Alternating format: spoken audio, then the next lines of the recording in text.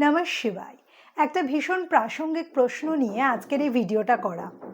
এক দিদি আমাকে প্রশ্ন করেছিলেন যে যোগা করতে গেলে নিরামিষ কি খেতেই হয়? কারণ আমরা বেশিরভাগ ক্ষেত্রেই দেখি যে যারা যোগ সাধনা করেন তারা বেশিরভাগই নিরামিষভোজী হন বা সাত্ত্বিক ভোজন করেন। তো এটা কি নিয়মের মধ্যে পড়ে?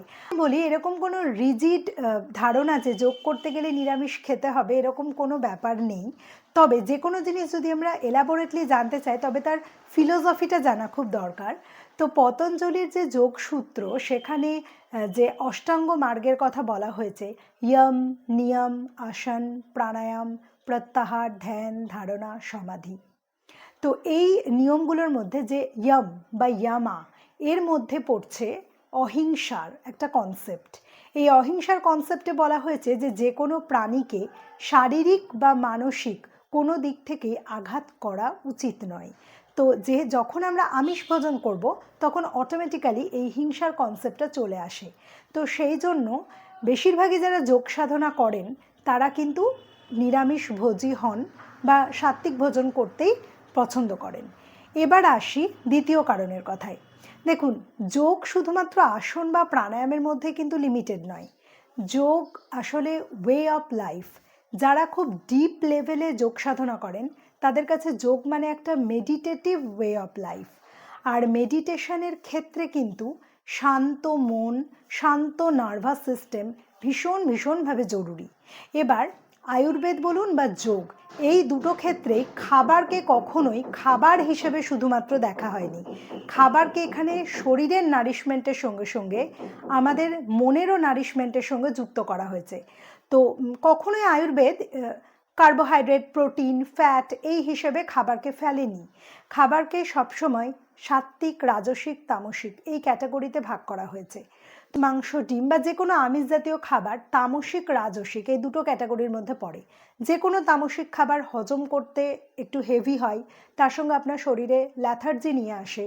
রাজসিক খাবার শরীরকে ভীষণভাবে উত্তেজিত করে। তো যারা খুব ডিপার লেভেলে যোগ সাধনা করেন, মেডিটেশন, প্রাণায়াম এগুলো খুব গভীরে করেন, তাদের ক্ষেত্রে কিন্তু মন বা শরীর কোনোটাই যাতে চঞ্চল না হয়, এবং এই রাজসিক বা তামসিক খাবার কিন্তু আমাদের শরীরকে, মনকে চঞ্চল করে।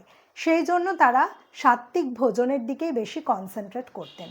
তো এক্ষেত্রে সাত্ত্বিক বলতে শুধুমাত্র ভেজিটেরিয়ান তাই নয়, পেঁয়াজ রসুন বাদে একদম পিওর ভেজিটেরিয়ান।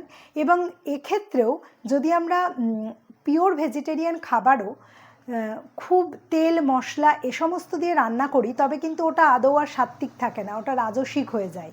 ঠিক আছে? তো সাত্ত্বিক যে খাবার, সেই সাত্ত্বিক খাবারের রান্নার প্রসেসটাও কিন্তু ভীষণ সিম্পল হয়। অতিরিক্ত তেল মশলার বাহুল্য বর্জিত এই সাত্ত্বিক ভোজন হয়। তো সেই জন্য যেহেতু এই সাত্ত্বিক ভোজন আমাদের মন শান্ত রাখে, নার্ভাস সিস্টেমকে শান্ত রাখে, এবং আয়ুর্বেদের সবসময় বলে ইউ আর হোয়াট ইউ ইট। তো সেই জন্য সাত্ত্বিক ভোজনের দিকেই যোগ সাধনার ক্ষেত্রে বেশি কনসেন্ট্রেট করা হয়। এবার দেখুন, আমরা যারা সাধারণ মানুষ, যারা সাধারণ একটা জীবনযাপন করি এবং কোনো অসুখ সারানোর জন্য অথবা ফিট থাকার জন্যই আসন করি, তাদের ক্ষেত্রে এরকম তো কোনো বাধা নিষেধই কাজ করে না। কিন্তু এক্ষেত্রে আমি বলবো, যেহেতু যোগ শুধুমাত্র তো আসন আর প্রাণায়ামের ক্ষেত্রে লিমিটেড না, যোগ ওয়ে অফ লাইফ। তো চেষ্টা করি আমরাও কিছুটা যোগটাকে ওয়ে অফ লাইফ বানানো। তো সেক্ষেত্রে আমি বলছি না যে আমিষ বর্জন করে দিতে হবে। যোগের একটা খুব সুন্দর কনসেপ্ট আছে, কন্ট্রোল। যে কোনো কিছুতেই আপনার কন্ট্রোল আর ব্যালেন্স এই দুটো থাকা ভীষণভাবে দরকার। তো আপনি যখন খাচ্ছেন, সেটা নিরামিষ আমিষ যাই হোক না কেন, সেটার ক্ষেত্রে যদি কন্ট্রোল থাকে, পরিমিতি বোধের চেতনাটা থাকে, তাহলে কিন্তু আপনি যাই খান না কেন যোগটাকে আলটিমেটলি আপনি ওয়ে অফ লাইফ করতে পারবেন। তো যাই হোক, প্রশ্নের উত্তরটা আসলে একটুখানি এলাবোরেটলি দেওয়ার প্রয়োজন ছিল, তাই ভিডিওটা করা। ওম নমঃ শিবায়।